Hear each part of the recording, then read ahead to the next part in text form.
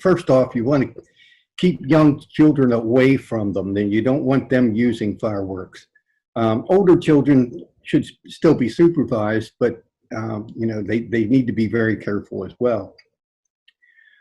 It should go without saying, but you should never use any fireworks while you're partaking of adult beverages or anything else that could alter your ability to react quickly.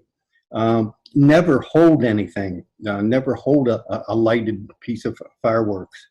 And obviously don't light them indoors. You want to use them away from people, away from a house, and never ever point one at another human being or another, and nothing but in the air. You don't want to point them to anything that you could hurt. Only light one at a time. I know it looks neat to see one follow another after another, but you need to be careful. And the main thing that I look at there is if one doesn't go off, what do you do with it? You need to be careful, and that brings me to the keep a pail of water nearby.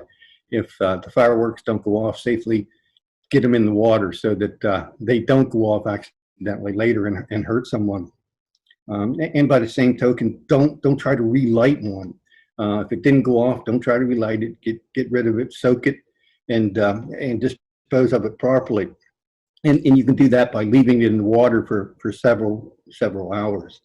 And again, the sparklers are, in my opinion, probably the largest culprit that we need to take a look at. Could we have an accidental fire because a piece of fireworks went somewhere and did ignite other materials? So yes, the plan there would be is to make sure you're doing it in an open area, and that you don't fire it near anything that is combustible. And keep an eye on, the fireworks as they hit the ground. One could keep a garden hose ready, but I'm not professing that everybody should become a firefighter. First thing, if you get something on fire, call 911 and get the appropriate help on the way. In respect to using the fireworks, we need to use quite a bit of common sense here. Know when to do it. All right, we're not going to be putting these off at all hours of night into the wee morning. You need to recognize that there are folks that might be working shift work.